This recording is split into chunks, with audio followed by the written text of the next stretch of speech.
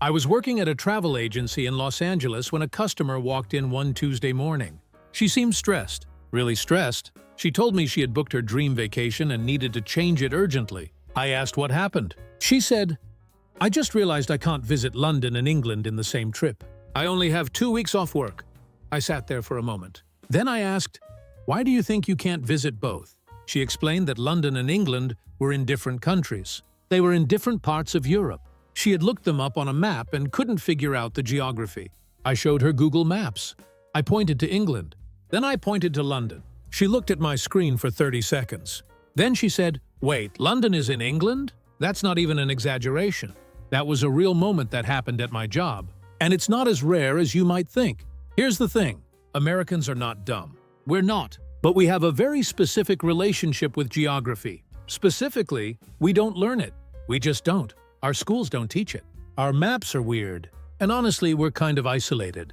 When you live in a country that's almost as big as Europe, and you can drive for 12 hours and still be in the same country, the rest of the world becomes abstract. It becomes kind of theoretical, but then we travel.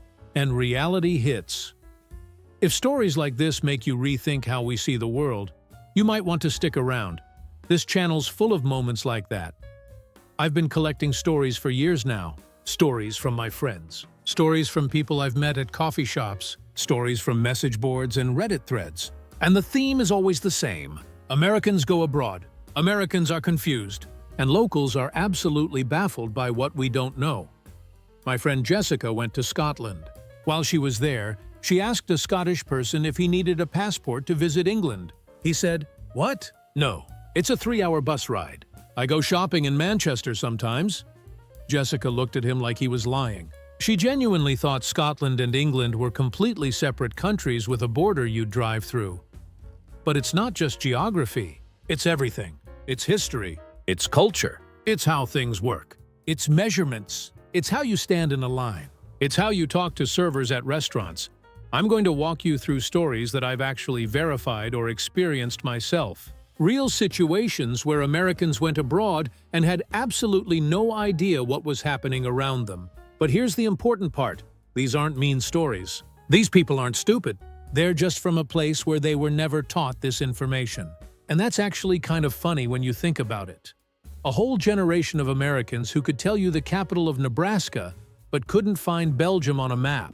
People who know all the state capitals, but think Scotland is a country and England is a separate country and the United Kingdom is somehow different from both of them. So let's start with some of the most common geographic confusion points. Then we'll move into cultural and system-based misunderstandings. By the end of this, you're either going to laugh at how absurd this is, or you're going to feel embarrassed that you didn't know some of this stuff either. Let's go. I have a coworker named Mark. Good guy. Smart guy. He works in software development. He makes decent money. He decided to travel to Europe for the first time last year. He was planning a 10-day trip. He told everyone he was going to London, Paris, and Germany. I asked him, "You're going to London, Paris, and Germany. What's your route?" He said, "Probably fly into London. Then take a train to Paris. Then a train to Germany to see like Berlin or something." I said, "Okay, what city in Germany?" He said, "Just Germany. I'll figure it out when I get there." This is normal. This is how a lot of Americans plan trips. We have a vague idea of countries. We don't have any idea about where they actually are or how far apart they are. We think Europe is smaller than it actually is. We think you can just pop into different countries for an afternoon. Mark got there and was shocked. Berlin wasn't a quick train ride from Paris. It was like 8 hours. He had no idea. He thought all of Europe was the size of Texas. Texas. You can drive across Texas in about 15 hours if you push it. Europe is way bigger than that. But Americans don't realize this because our brains are shaped by America. Then there's the United Kingdom problem. This is the big one, because Americans have no idea what the United Kingdom actually is. We know London. We know England. We know Big Ben. We know they drive on the left and they say, "Bloody hell," and they have Queen Elizabeth or whoever is in charge. But Wales? Scotland? Northern Ireland? We don't know these are part of the same country. Or we forget. Or we think they're close by but separate. I've had Americans ask me if they need a passport to go from London to Edinburgh, Scotland's capital. One country. No border. My friend Rachel went to Dublin. She was there for a week. She had an amazing time. On her last day, she decided to take a quick day trip. She asked her hotel concierge where she could go for a quick trip outside the city. The concierge suggested going to Northern Ireland. It's only like 2 hours away by bus. Rachel got excited. She thought this would be cool. Then she asked, "Do I need my passport?" The concierge looked confused. She said, "No, of course not. It's the same country." Rachel said, "What?" The concierge explained that Northern Ireland is part of the United Kingdom. Rachel said, "So Northern Ireland is a country?" The concierge said, "No, the United Kingdom is a country. Northern Ireland is part of it." Rachel then asked, "Is England a separate country?" And that's when the concierge gave up trying to explain. She just said, "Look, they're all connected. You don't need your passport. Go on the bus." Rachel went on the bus very confused. The thing that's wild is that Americans think they know this stuff. We learned it in school, or we thought we did. We have just enough knowledge to be dangerous. That gap between what we think we know and what's actually true, that's exactly what I explore here. So if that hits home, you'll love what's next. We know the words. We know London. We know England. We've seen Harry Potter. We know Big Ben exists. We know they have a queen. But we never actually learned the political structure or the geography. I work with a guy named Steve. He's in his 40s. He's lived a full life. He was planning a trip to the UK. He said, "Yeah, I'm thinking of spending a few days in London. Then I'll go up to Scotland for a few days. Then maybe I'll check out Wales." I said, "Cool. How many days are you spending there total?" He said, 8 days. 8 days. To spend multiple days in London, Scotland, and Wales, that's not realistic. London is a huge city. You need at least 3 days to see the main stuff. Then Scotland is a whole country north of England. It's not like a quick day trip, and Wales is a whole different region. But Steve's brain was thinking of it like visiting different neighborhoods in Los Angeles. I tried to explain the distances to him. I pulled up a map. I showed him how big Scotland is. I explained it would take multiple hours just to get between these places on trains. He looked at the map and said, Oh, I didn't realize it was that far." This is what happens. Americans have such a distorted sense of geography that when we see actual distances, we're shocked. The metric system is part of this too. We don't use kilometers, we use miles. So when someone says Scotland is 300 kilometers from London, an American hears that and thinks it's nothing. But 300 kilometers is almost 200 miles. That's a 6-hour drive. It's not nothing. A girl I know named Amy traveled to Ireland. She was planning to rent a car and drive around the island. She told her Irish friend she wanted to see the whole island in 4 days. Her Irish friend said, "You can't see the whole island in 4 days." Amy said, "Why not? Isn't Ireland small?" Her friend said, "Ireland is the size of South Carolina. You've never driven across South Carolina in 4 days and seen everything, have you?" Amy had never even thought about which American states corresponded to which countries. She didn't have a reference point. She just thought Ireland sounded small because it's an island. This is the core issue.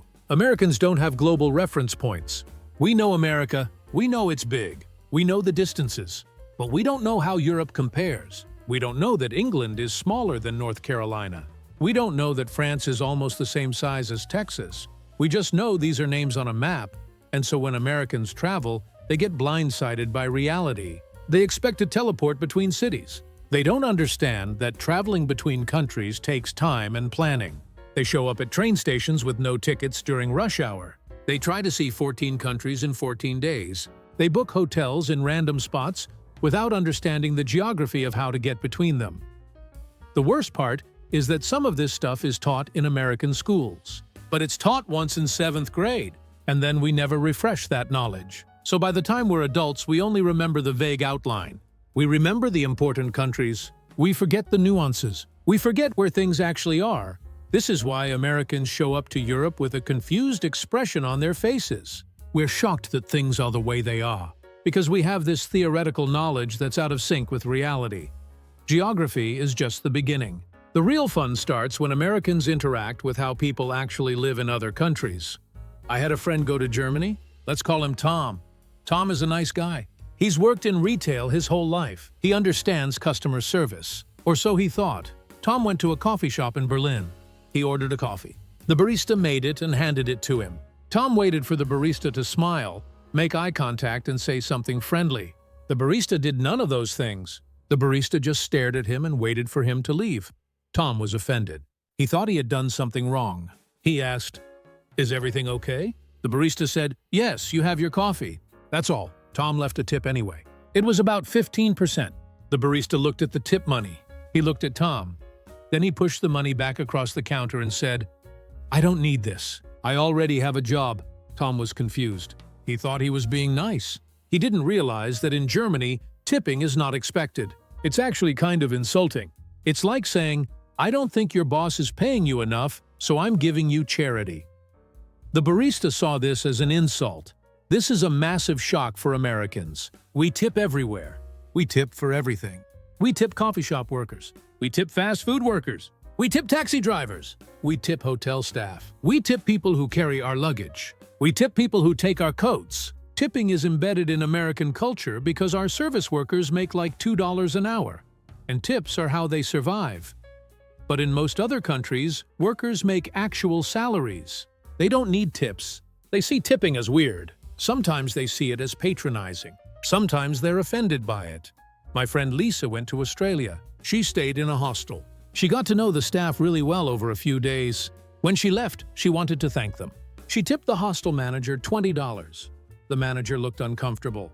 He said, "I appreciate the gesture, but I don't really take tips. That's not how it works here." Lisa said, "Oh, are you sure? I'm very grateful for all your help." The manager said, "Really, I'm fine. Just having a great day knowing I made someone stay better is enough for me." Lisa felt weird about this. In America, this would be empty words. People would definitely want the tip. But in Australia, the manager meant it. He genuinely didn't expect or need a tip. Then there's the whole shoes indoors thing. This is huge in many countries. Europeans don't wear shoes in their homes. Australians don't. Japanese people definitely don't. Canadians often don't. My neighbor is Italian. She's been in America for 15 years, so she's used to American ways. But she told me about visiting her sister in Milan. She was wearing shoes inside the apartment. Her sister asked, "Why are you wearing shoes?" My neighbor said, "What? I always wear shoes." Her sister said, "This is my home. You wear shoes outside. You wear clean socks inside. That's how it works." My neighbor, who is Italian and has lived in Italy her whole life before moving to America, had actually adapted to American customs. She had forgotten the rules of her own country because she'd been here so long. But Americans visiting Europe get called out constantly for this. They walk into homes wearing outdoor shoes. They walk into temples and religious sites wearing shoes. They don't know the rule. And when someone tells them, they act like it's the weirdest thing they've ever heard. I have a friend named Derek. He went to Japan. He stayed with a host family. On his first night, he sat down at the table for dinner still wearing his shoes. The host mother looked at him and just gestured to his feet. She didn't say anything. Just gestured. Derek didn't understand. He looked down. He looked back at her. She gestured again. Finally, his host brother came over and took off Derek's shoes and put them in a little cubby by the door. Derek felt like an idiot. But here's the thing. Derek is from rural Montana. He grew up in a place where people wear work boots inside all the time. His family owns a ranch. You come in from outside, you still have your boots on, you're tracking mud everywhere.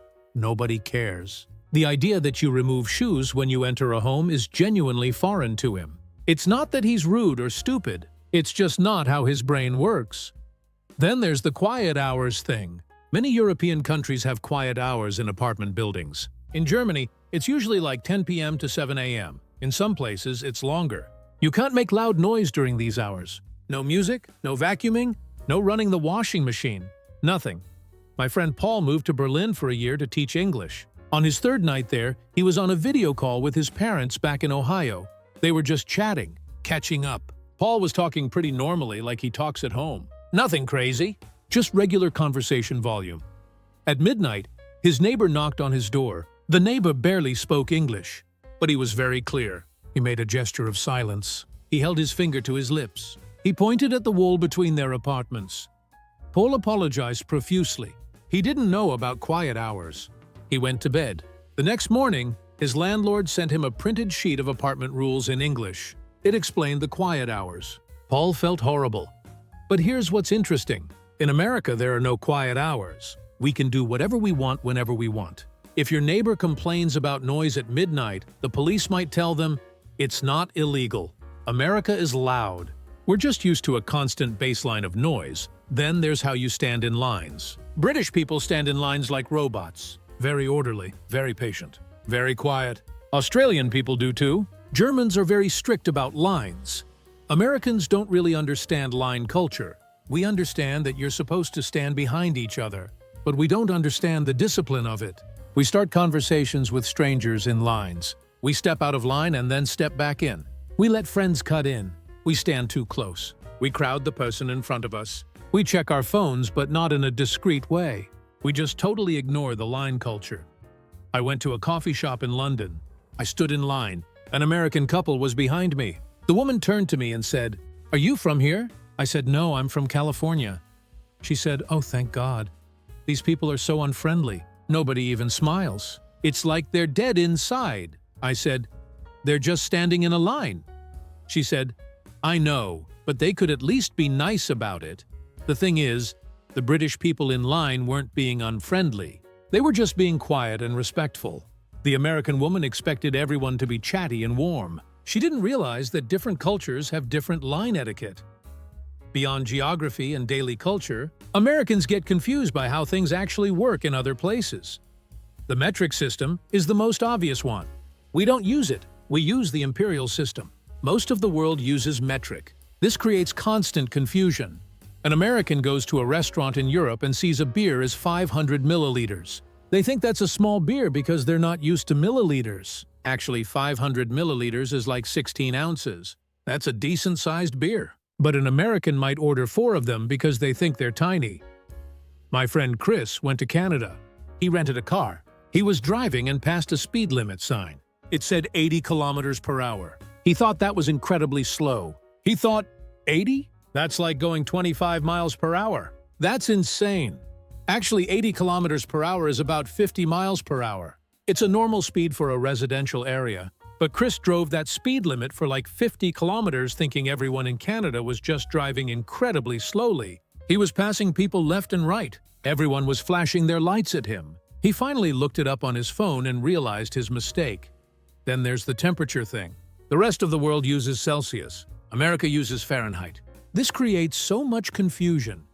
An American sees it's 20 degrees outside in Europe and thinks, "Oh, that's actually pretty warm. I can wear a t-shirt." Actually, 20 degrees Celsius is about 68 degrees Fahrenheit. It's cool but not freezing. You'd probably want a light jacket. But an American in a t-shirt shows up at the bus stop and freezes for 20 minutes. I have a friend named Susan.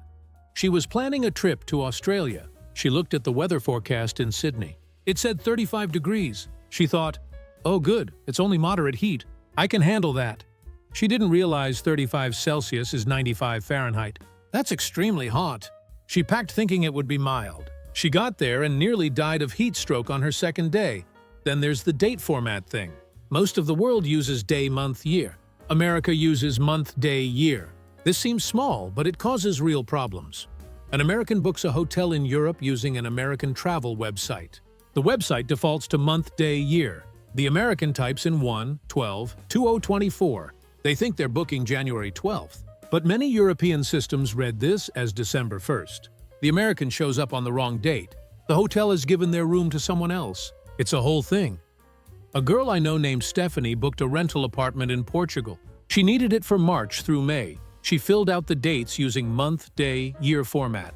So she put 3/01 to 5/31. 3/1 to 5/31. The Portuguese landlord thought she was booking January through May. It was a whole mess to sort out. Stephanie almost lost her deposit because of a date format confusion. The driving side difference is another big one. Half the world drives on the left, half drives on the right. Americans drive on the right. We assume everyone does. My friend Jake went to London. He rented a car. He got in the car. He sat down on the right side of the car, thinking that was the driver's seat. It wasn't. It was the passenger seat. The steering wheel was on the left. He sat down and looked at the steering wheel and looked at the road and got very confused very quickly. But here's where it gets worse. He figured out where to sit. He started driving. But his brain is wired for driving on the right side of the road. So every time he came to an intersection, his instinct was to go right. His brain kept trying to make him drive on the wrong side of the road. He said it was the scariest driving experience of his life.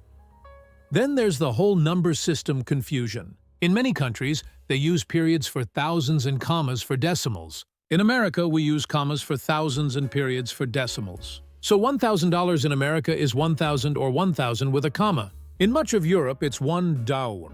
An American sees a price that says €1,500. They think it's €1.50. It's actually 1,500 euros. That's a $500 mistake.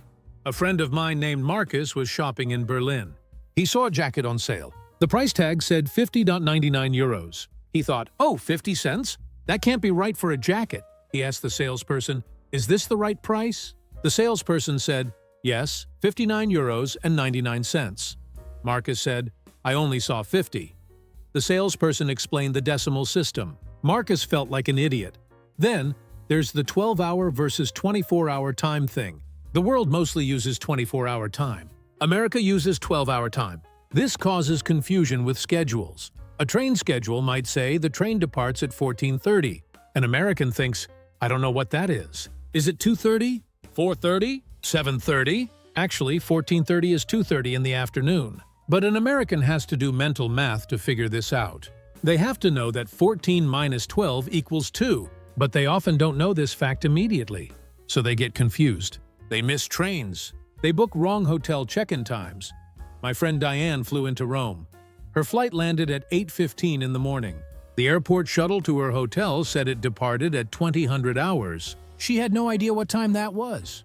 She asked an airport worker. The worker said, 8 p.m. Diane said, great, so I have about 12 hours to kill. The worker said, or you can take the 700 shuttle. Diane said, the what? The worker said, 700 hours. 7 in the morning. Diane wasn't paying attention. She thought all the early morning shuttles were gone. She spent 12 hours at the airport instead of taking a shuttle that left in 20 minutes. There's also the bathroom key thing. In many countries, especially Europe, bathroom keys are separate items. You have to ask for them. You don't have free access to bathrooms. This is a shock for Americans. In America, bathrooms are free and available. You just use them. Anyone can use them. But in Europe, restaurants and cafes have codes or keys for bathrooms. It's to prevent non-customers from using them. My friend Robert went to a cafe in Paris. He drank a coffee. Then he needed to use the bathroom. He looked around. He didn't see a bathroom. He asked the server, "Where's the restroom?" The server pointed to a door and gave him a key. A key. Robert had never been given a key to a bathroom before. He took it. He went to the bathroom. He came back out. He returned the key. He thought this was the most ridiculous system he'd ever seen. But this is normal in many countries. It's practical. It prevents problems. Americans just aren't used to it.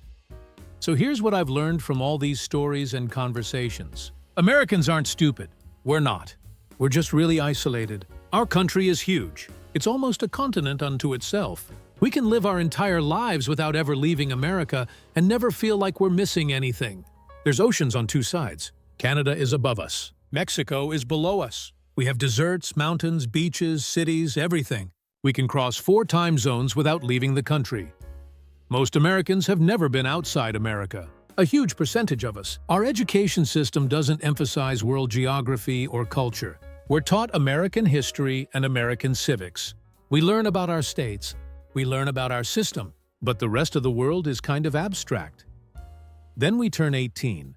We get a job. We make some money. We decide to travel. And we get blindsided by how different everything is. We show up to countries thinking the world works like America. And it doesn't. Here's the thing, though. Most people are really nice about it. When Americans show up confused and lost and mixing up basic geography, local people usually just laugh and help us figure it out. They don't usually get mean about it. They recognize that we grew up in a bubble. It's not our fault. We just didn't know. And honestly, there's something kind of charming about Americans traveling abroad. We're enthusiastic. We're often nice. We're just really, really confused. We show up to cafes and ask the barista 17 questions. We take 1,000 pictures. We talk too loud. We think everything is amazing because we're used to American chain restaurants, and now we're eating actual food made by real people who care about what they do. I think the real solution is education. If schools taught world geography and culture starting in elementary school and kept teaching it through high school, this wouldn't be as big of an issue. If Americans grew up knowing where things were and how things worked in other places, we wouldn't be so shocked when we travel. But until that happens, Americans are going to keep showing up to London asking if they need a passport. We're going to keep trying to tip people who don't want tips. We're going to keep wearing shoes inside homes where we shouldn't. We're going to keep getting confused about kilometers and Celsius and dates and time. And you know what? The stories are kind of amazing because they highlight how weird and specific American culture is. We think our way is the default. We think the rest of the world is the weird one. But actually, we're the weird ones. We're the ones who refuse to use the metric system that literally everyone else uses. We're the ones who tip constantly. We're the ones who drive on the wrong side of the road compared to half the world.